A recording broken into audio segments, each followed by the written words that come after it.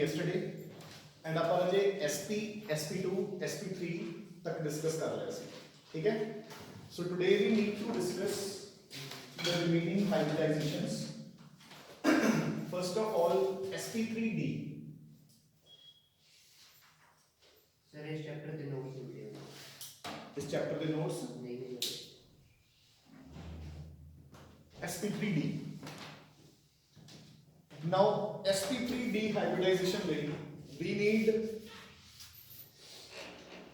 5 orbitals 5 pairs ठीक है ਹੁਣ ਦੇਖੋ ਇਹਦੇ ਫਰਸਟ ਕੇਸ ਇੱਥੇ ਕੀ ਬਣੂਗਾ ਜਦੋਂ ਆਪਣੇ ਕੋਲ all 5 will be sigma bonds पाई लिखा जाए sigma ठीक है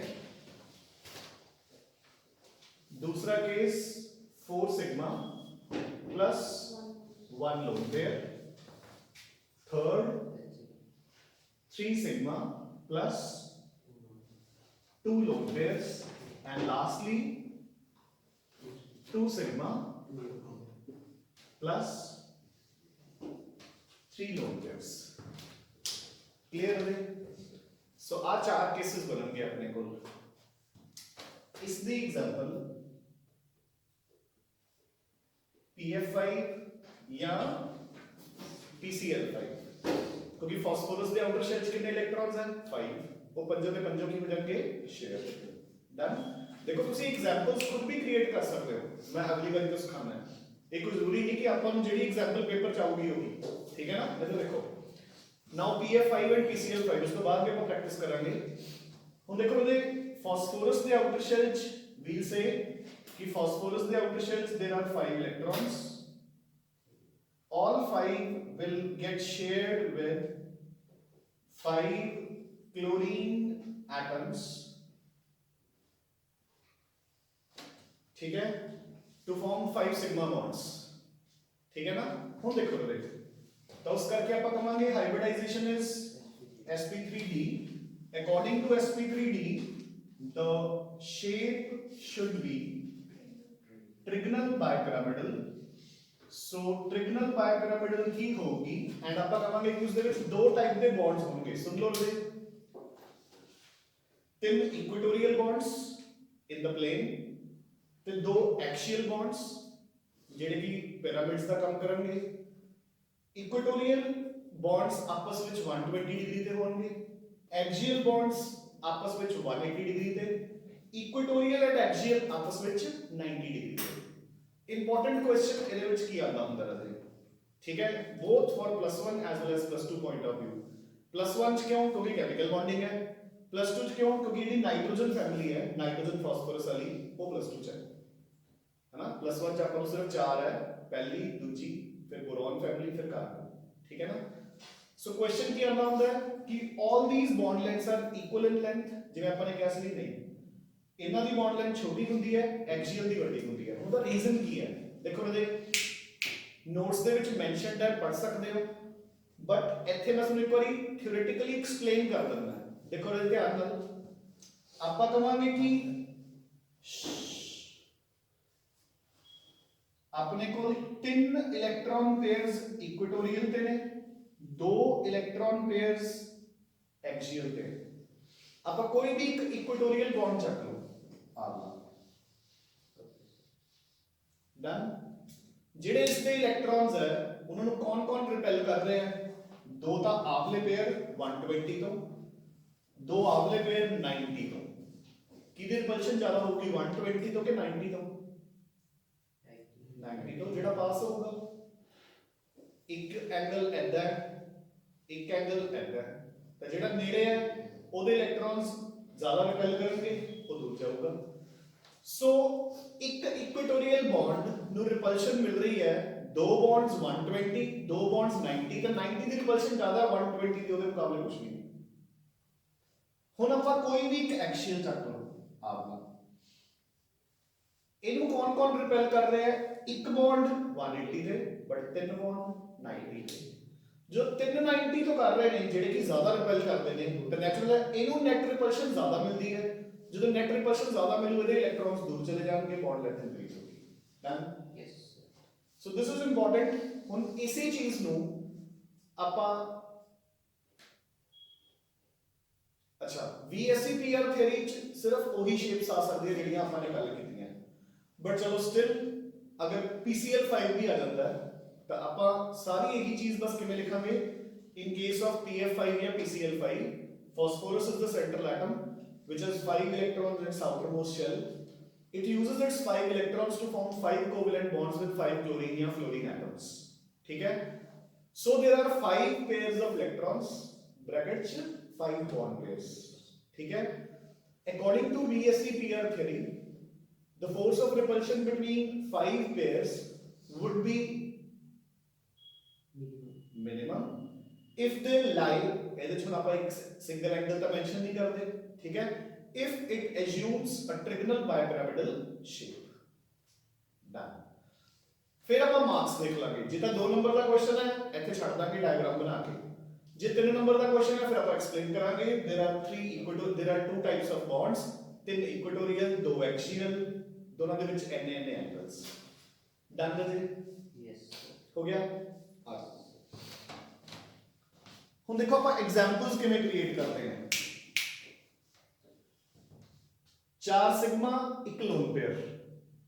ਸੋ ਇਹਦੀ ਐਗਜ਼ਾਮਪਲ ਕਿਵੇਂ ਕ੍ਰੀਏਟ ਹੋਊਗੀ? ਦੇਖੋ ਇਹਦੇ ਜਦੋਂ 4 ਸਿਗਮਾ ਬੌਂਡਸ ਹੈ ਮੀਨਸ ਮੈਨੂੰ 4 ਇਲੈਕਟ੍ਰॉन्स ਚਾਹੀਦੇ ਆ ਪਲੱਸ ਇੱਕ ਲੋਨ ਪੇਅਰ 2 ਹੋਰ ਚਾਹੀਦੇ ਆ। ਕਿੰਨੇ ਹੋ ਗਏ? 6 ਇਲੈਕਟ੍ਰॉन्स ਕਿਹੜੀ ਫੈਮਿਲੀ ਚ ਹੁੰਦੇ ਨੇ? ਆਕਸੀਜਨ। ਠੀਕ ਹੈ? ਸੋ ਇਹਦੀ ਐਗਜ਼ਾਮਪਲ SR4 ਪੱਲੇ ਪੈ ਗਈ ਗੱਲ ਕਿ ਨਹੀਂ? सो सल्फर ਦੇ 6 ਇਲੈਕਟ੍ਰॉन्स ਹੈ 4 ਫਲੋਰੀਨ ਨਾਲ ਸ਼ੇਅਰ ਹੋ ਗਏ 2 ਬਚ ਗਏ। ਕਲੀਅਰ? ਜਿਵੇਂ ਥੱਲੇ ਪੇਜ में ਕੀ ਕਰ ਗਿਆ? ठीक है ना?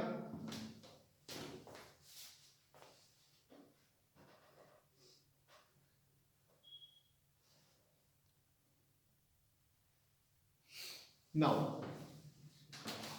सो देखो इस च ਆਪਾਂ ਕੀ ਲਿਖਾਂਗੇ? ਦੇਖੋ ਨਾ ਹੁਣ ਅਗੇਨ ਜਿਵੇਂ ਮੈਂ ਤੁਹਾਨੂੰ ਕਿਹਾ ਸੀ ਕਿ ਚਾਹੇ ਆਪਾਂ ਰਫਲੀ ਬਣਾ ਲਓ ਆਪਾਂ ਐਂਡ ਤੇ ਆਪਣੀ ਸ਼ੇਪ ਤੇ ਪਹੁੰਚ ਜਾਵਾਂਗੇ। ਕਿਵੇਂ? ਦੇਖੋ ਆਪਾਂ ਪਹਿਲਾਂ ਰਫਲੀ ਲਿਖਾਂਗੇ ਕਿ sulphur is the central atom जिसके कोल 6 इलेक्ट्रॉन्स है। उन्हें अपने 4 इलेक्ट्रॉन्स 4 फ्लोरीन्स नाल शेयर कर ले। हुन उसदे कोल 4 सिग्मा बॉन्ड्स है एक लोन पेयर, सो हाइब्रिडाइजेशन होगी sp3d। अकॉर्डिंग टू sp3d आप एक्सपेक्ट कर रहे हैं कि sf4 की शेप होनी चाहिए है ट्रिगोनल बाय पिरामिड, बट एक लोन पेयर है। लोन पेयर लगाता अपन ने फ्लोरीन फ्लोरीन फ्लोरीन फ्लोरीन। इसको अपन डिस्टोर्टेड ट्रिगोनल बायपिरामिडल ਤਾਂ ਲਿਖ ਹੀ ਸਕਦੇ हैं, बट ਇਹਦਾ ਨਾਮ ਕੀ ਹੁੰਦਾ है? मैं ਤੁਹਾਨੂੰ ਕਿਹਾ ਰਿਵਾਈਜ਼ ਕਰਕੇ ਆਇਆ ਕਰੋ। ਕਿਹੜੀ ਸ਼ੇਪ ਹੈ ਇਹ?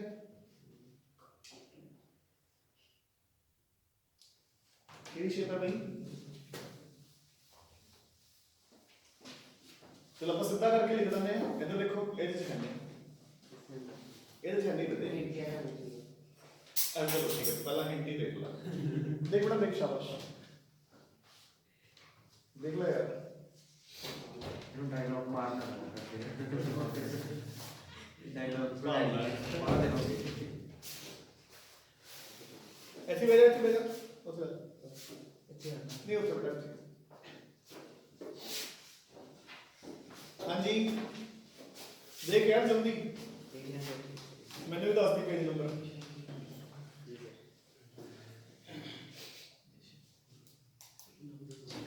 ठीक है ना? सो देखो इसको समझने लिए अपन शेप को इतना करके लिख लेते हैं। आ 2 बॉन्ड्स ऊपर कर लो, इन्हें नीचे देखो आही चीज बन गई ना।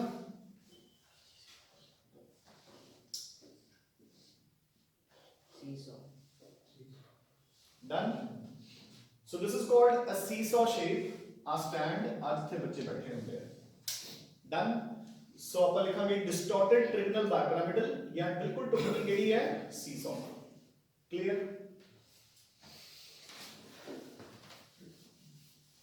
Next 3 sigma plus 2 lone pairs। कोई भी बच्चा यदि एग्जांपल दसे मैनू।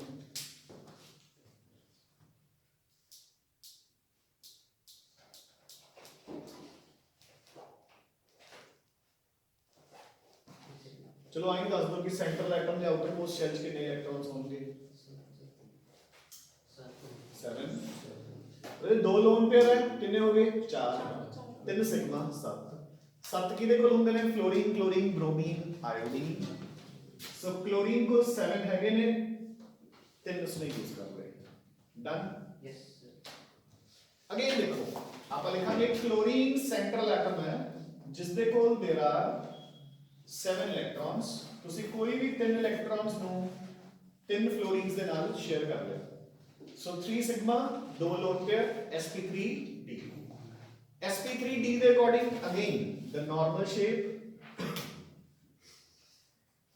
ट्रिगोनल बाय पिरामिडल डन दो जगह पे लोन पेयर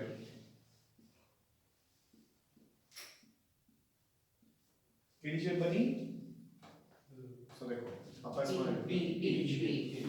ठीक है ना so this is chlorine fluorine fluorine fluorine दो lone pair so this is called T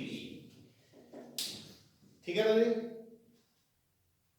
ठीक है यस सर हाँ जी अगली एग्जांपल दसो नोबल हाँ ठीक है सो देखो राजे नोबल गैस बन गई अपने को 3 इलेक्ट्रॉन 3 लोन पेयर्स है सो 6 दो शेयर हो चुके so total are 8 and example is इकलौती एग्जांपल है इसकी XeF2 xenon डाइफ्लोराइड ठीक है सो देखो राजे xenon is the central atom with 8 electrons उसने अपने 2 इलेक्ट्रॉन्स 2 फ्लोरीन एटम्स दे नाल कर ले share 2 sigma 3 lone pairs sp3d normal shape हां वी शेप है नहीं करते रूल्स के अकॉर्डिंग चलोगे कभी नहीं मार खाओगे so lone pair shape is linear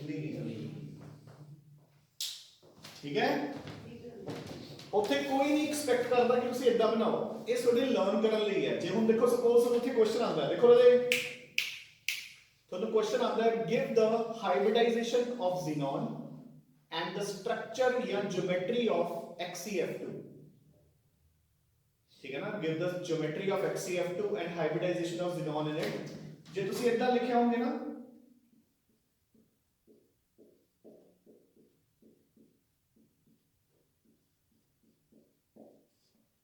दो बटा दो ठीक है लीनियर शेप है 3 लोन पेयर है sp3d हाइब्रिडाइजेशन है कंप्लीट पहले बैठी गल ये थोड़ी अंडरस्टैंडिंग ਲਈ है कि अपने तो गलती ना होवे ਉੱਥੇ क्योंकि ਜਦੋਂ ਬੱਚੇ ਐਡਾ ਰੱਟਾ ਮਾਰਦੇ ਨੇ ਗਲਤੀਆਂ ਕੀ ਹੁੰਦੀਆਂ ਲੋਨ पेयर लगाना भूल गए ठीक है या जो रफ बना के देखा जिवें उन्हें कहता बेंट है ठीक है या लोन पेयर की इंपॉर्टेंस ही खत्म करती जिवें एमोनिया आया ओनू आयन बनाता NH3 जबकि हुंदा पिरामिडल है यस सर समझ गए वाटर आया जिवें मैं कल बनाया सी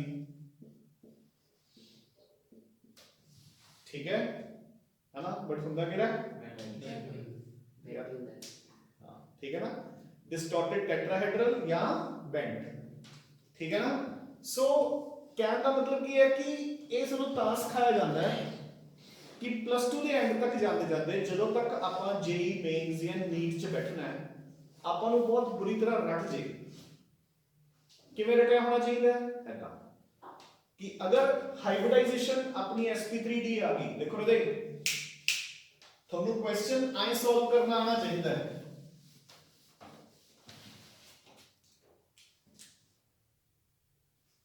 जैसे तक आ लोगा बाकी सुन लो देखो ਤੁਹਾਨੂੰ क्वेश्चन ऐदा सॉल्व करना आना चाहिए कि टेल्यूरियम देखो रे ਜਦੋਂ ਤੁਸੀਂ ਕੰਪੀਟੀਸ਼ਨ ਚ ਬੈਠਦੇ ਹੋ ਉੱਥੇ ਆਪਾਂ ਨੂੰ ਆਹ ਜਿਹੜੀਆਂ ਸ਼ੇਪਸ ਮੈਂ ਕਰਵਾ ਰਹੇ ਹਾਂ ਆ ਸਕਦੀਆਂ ਬਟ ਯੈਸ ਦੂਜੀਆਂ ਵੀ ਆ ਸਕਦੀਆਂ ਥਿਊਰੀ ਪੇਪਰ ਚ ਇਹੀ ਆਉਣਗੀਆਂ ਜਿਹੜੀਆਂ ਟਿਪੀਕਲ ਹੈ देखो है कि कुछ भी नहीं अपन को पता है कि tellurium belongs two sulphur family oxygen sulphur selenium tellurium ओदे बाहरले शेयर 6 इलेक्ट्रॉन्स है 4 शेयर हो गए 4 सिग्मा एक बच गया पेयर एक लोन पेयर 4 ते 5 sp3d ਹੁਣ ਆਪਣੇ ਦਿਮਾਗ 'ਚ ਬਸ ਇਹਨਾਂ ਰਟਿਆ ਹੋਣਾ ਚਾਹੀਦਾ ਕਿ sp3d 'ਚ ਜੇ ਪੰਜੇ ਸਿਗਮਾ ਬੌਂਡ ਹੋਣਗੇ ਤਾਂ ਨਾਰਮਲ ਸ਼ੇਪ, ਜੇ ਇੱਕ ਲੋਨ ਪੇਅਰ ਹੈ ਤਾਂ ਸੀਸੋ, ਦੋ ਲੋਨ ਪੇਅਰ ਹੈ ਤਾਂ ਡੀ, ਤਿੰਨ ਲੋਨ ਪੇਅਰ ਹੈ ਤਾਂ ਲੀਨੀਅਰ।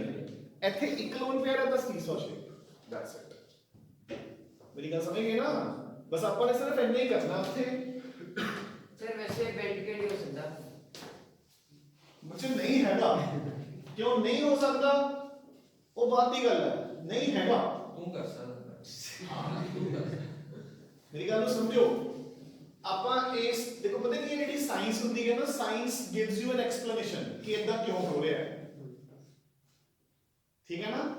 ਆਪਾਂ ਹਾਈਪੋਥੈਟਿਕਲ ਕੋਈ ਵੀ ਕੁਐਸਚਨ ਥੋੜੀ ਕਰਦਾ ਕਿ ਤੇਰੇ ਸਾਹਮਣੇ ਸਾਰੀ ਐਕਸਪਲੇਨੇਸ਼ਨ ਹੀ ਪਈ ਹੈ। ਅਗੇਨ ਕਿ according to BSc pair theory ਜਦੋਂ ਪੰਜ ਪੇਅਰ ਹੋਣਗੇ ਉਹਨਾਂ ਦੇ ਵਿੱਚ ਰਿਪਲਸ਼ਨ ਮਿਨੀਮਮ ਤਾਂ ਹੋਊਗੀ ਅਗਰ ਉਹਨਾਂ ਦੀ ਸ਼ੇਪ ਕੀ ਹੈ, ਜਿਓਮੈਟਰੀ ਕੀ ਹੈ, ਟ੍ਰਿਗਨਲ ਬਾਇਪਿਰਾਮਿਡਲ। ਆ ਟ੍ਰਿਗਨਲ ਬਾਇਪਿਰਾਮਿਡਲ ਦੇ ਪੰਜੇ ਪਏ ਹੈ ਕਿ ਨਹੀਂ ਪਏ? ਤੇ ਜੇ ਆਪਾਂ ਫਲੋਰਿੰਦਰ ਨੂੰ ਇਧਰਲੇ ਪਾਸੇ ਲਾ ਦਈਏ ਫਿਰ ਉਹੀ ਕਰਾ ਰਹੀ। ਮੈਂ ਕੀ ਕਹਿ ਰਿਹਾ ਕਿ ਆਪਾਂ ਪੰਜੇ ਲਗਾਏ ਹੋਏ ਆ ਨਾ। Yes sir. ਠੀਕ ਹੈ। ਅੱਛਾ ਉਹ ਵੀ ਪੁਆਇੰਟ ਕਲੀਅਰ ਹੈ। ਆਈ ਨੋ ਕਿ ਉਹ ਕੀ ਕਹਿ ਰਿਹਾ ਹੈ ਕਿ ਦੇਖੋ ਲੋਨ ਪੇਅਰਸ ਨੇ,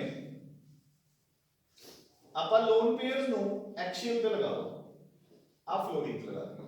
ਠੀਕ ਹੈ, ਉਹਨੇ ਬੈਂਟ ਹੋ ਗਿਆ। ਸਮਝ ਗਏ ਨਾ? नो डाउट क्वेश्चन सही है क्योंकि ਆਪਾਂ ਕਿਸੇ ਵੀ ਦੋ ਜਗ੍ਹਾ ਤੇ ਲਗਾਵਾਂਗੇ ਤਾਂ ਬੈਂਟ ਬਣੂਗਾ। +2 ਲੈਵਲ ਤੇ ਅਸੀਂ ਇਹ ਕਹਿ ਦਿੰਦੇ ਹੁੰਦੇ ਆ ਕਿ ਯੂ ਨੀਡ ਟੂ ਰਿਮੈਂਬਰ ਕਿ ਜਿਹੜੇ ਲੋਨ ਪੇਅਰਸ ਨੇ ਉਹ ਇਕੁਆਟੋਰੀਅਲ ਤੇ ਜਾਣਗੇ ਨਾ ਕਿ ਐਕਸੀਅਲ ਤੇ। But Y? ਫਿਰ ਤੁਹਾਨੂੰ ਕਿਤੇ BSc MSc ਪੜ੍ਹਨੀ ਪਊਗੀ ਕਿਉਂਕਿ MSc ਦੇ ਵਿੱਚ, BSc ਚ ਵੀ ਨਹੀਂ ਹੁੰਦਾ, MSc ਦੇ ਵਿੱਚ ਜਾ ਕੇ ਇਹਦੀ ਐਕਸਪਲੇਨੇਸ਼ਨ ਆਉਂਦੀ ਹੈ ਕਿ ਜਦੋਂ ਲੋਨ ਪੇਅਰਸ ਇਕੁਆਟੋਰੀਅਲ ਬੌਂਡਸ ਤੇ ਹੁੰਦੇ ਨੇ ਉਦੋਂ ਰਿਪਲਸ਼ਨ ਘੱਟ ਹੁੰਦੀ ਹੈ as compared to active। समझ गए ना? जिसको तो पता है समझा नहीं। चलो कोई गल नहीं, टचवुड लोड ना पवे MSc ਦੀ। ठीक है ਸਰ। क्यों ਇੱਥੇ ਏਮ ਲੈ ਕੇ ਤਾਂ ਬੱਚੇ ਸਾਰੇ ਰਹਿੰਦੇ, ਕੋਈ ਬੀਟੈਕ ਦਾ ਤੇ ਕੋਈ MBBS ਦਾ ਹੀ ਆਉਂਦਾ ਨਾ। ਸਰ ਮੈਂ ਤਾਂ ਕੈਨੇਡਾ ਜਾਣਾ, ਮੈਨੂੰ ਲੋੜ ਹੈ ਨਾ। ਦੇਖਿਆ ਤੇ ਸਰ ਡ੍ਰੀਮ ਹੈਗੀ ਹੈ। ਅਰੇ ਦੇਖ ਜਿਹੜਾ ਕੰਮ ਇੱਥੇ ਬਿਹਾਰੀ ਕਰਦੇ ਨੇ, ਜੇ ਕੈਨੇਡਾ ਜਾ ਕੇ ਉਹ ਕਰਨਾ ਹੈ ਫਿਰ ਤਾਂ ਕੋਈ ਲੋੜ ਨਹੀਂ। ਠੀਕ ਹੈ, ਜੇ ਉੱਥੇ ਕੋਈ ਬੰਦਿਆਂ ਵਾਲੀ ਲਾਈਫ ਜਿਉਣੀ ਹੈ ਜਿਹੜੀ ਸਾਡੇ ਵਰਗੇ ਇੱਥੇ ਜਿਉ ਰਹੇ ਨੇ ਫਿਰ ਲੋੜ ਹੈਗੀ ਹੈ। ਬਸ ਨਹੀਂ ਹੁੰਦਾ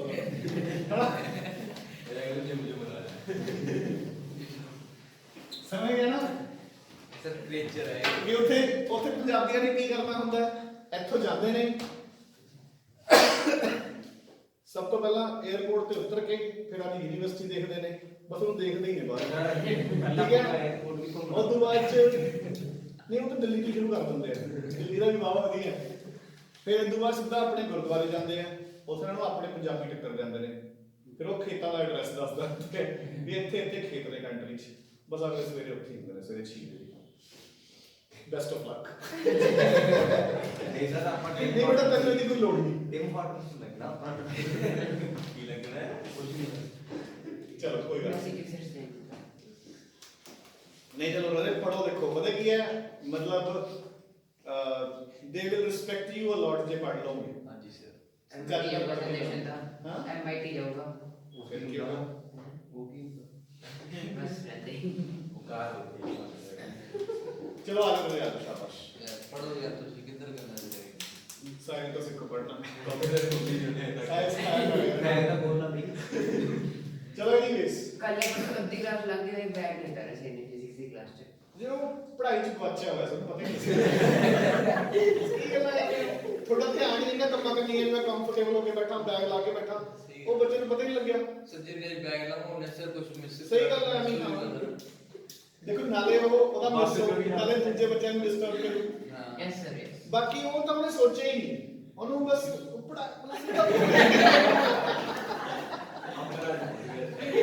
ਸਿੱਧਾ ਉਹ ਬੋਰਡ ਕੰਨੀ ਧਿਆਨ ਸੀਗਾ। ਇੱਕ ਵਾਰੀ ਸਾਰੇ ਬੱਸ ਤੇ ਉੱਤਰ ਨਹੀਂ ਭੁੱਲ ਗਿਆ।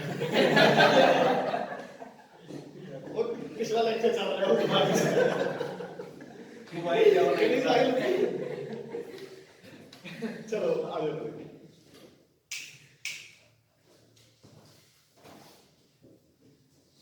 sp3d2 so we need 6 pairs for this। ठीक है, आपने को 3 केस बनेंगे, 6 ਦੇ 6 सिग्मा,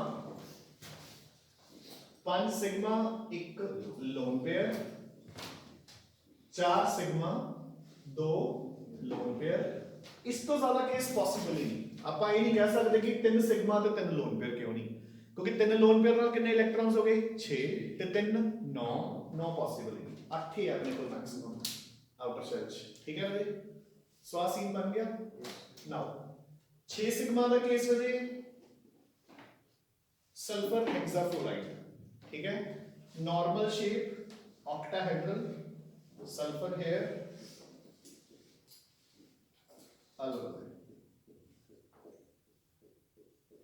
डन।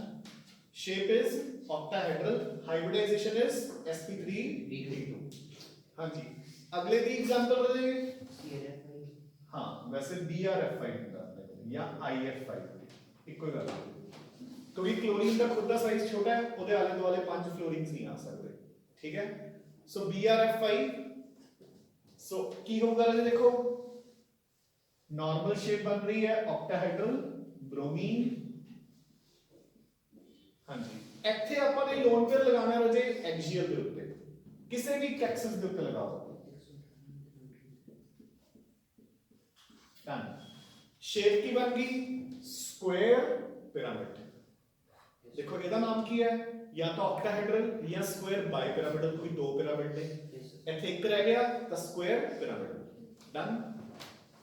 हाँ जी, ਇੱਥੇ ਦਾ ਜੀ ਆਪਣੇ ਕੋਲ एग्जांपल ਬਣੂਗੀ xenon टेट्राफ्लोराइड।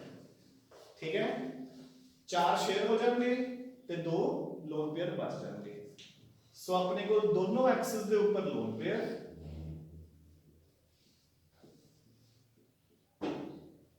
एंड शेप अपने को रहेगी कल्ली स्क्वायर। ठीक है, स्क्वायर मींस स्क्वायर प्लेनर, इको प्लेन दे विच है, 90 डिग्री एंगल्स। डन जी, हो गया। हाँ जी, सो लास्ट हाइब्रिडाइजेशन पे अपन मूव करते हैं sp3 d3। की हो गया दोस्तों? तो मैं डैडी का फोन आ रहा है, कर रहा हूं। फोन आ रहा है, जल्दी कर। किधर होना है? डैडी का सर पहला ਆਪਾਂ ਫਲੋਰੀਨ ਲਈ ਸੀਗੀ ਐਕਸੀਅਲ ਤੇ, ਹੁਣ ਆਪਾਂ ਇਕੁਆਟੋਰੀਅਲ ਲਗਾ ਰਹੇ ਹਾਂ। बदे ਉਹ ट्रिगोनल बाइपिरामिडल शेप है, ये ऑक्टाहेड्रल शेप है। दोनों शेप्स में फर्क है। उस शेप ਦੇ ਵਿੱਚ इक्वेटोरियल ਤੇ रिपल्शन मिनिमम होगी, ਇੱਥੇ एक्सियल ਤੇ। ठीक है ना?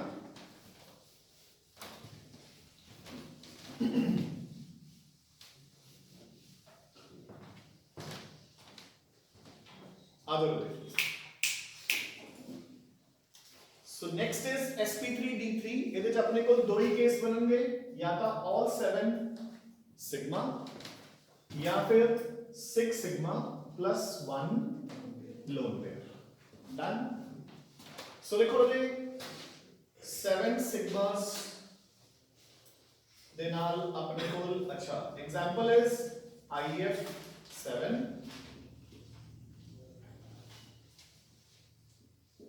सो 5 फ्लोरीन्स पेंटागोनल शेप ਤੇ ਜਾਣਗੀਆਂ, ਦੋ ਨੂੰ ਆਪਾਂ ਕਿਸੇ ਵੀ ਪਿਰਾਮਿਡ ਤੇ ਲਗਾ ਲਓ। डन। सो शेप की बन गई जे पेंटागोनल बाइपिरामिड। ठीक है, ਹੁਣ देखो मेरे ध्यान ਨਾਲ एक इकलौती एक्सेप्शन है इस रूल की। देखो इधर एग्जांपल बनी xenon हेक्साफ्लोराइड। ਆਪਾਂ ਉਮੀਦ ਕੀ ਕਰ ਰਹੇ ਹਾਂ ਕਿ xenon हेक्साफ्लोराइड ਦੀ ਸ਼ੇਪ ਕੀ ਹੋਊਗੀ, ਇਹਨਾਂ ਦੋਨਾਂ ਚੋਂ ਇੱਕ ਜਗ੍ਹਾ ਤੇ ਲੋਨ ਪੇਅਰ ਚਲਾ ਜਾਊ ਤੇ ਆਪਣੇ ਕੋਲ ਸ਼ੇਪ ਕੀ ਬਣ ਜੂ पेंटागोनल पिरामिड। ठीक है, सो एक इकलौती एक्सेप्शन है, इन्हें रट्टा मारना पड़ेगा।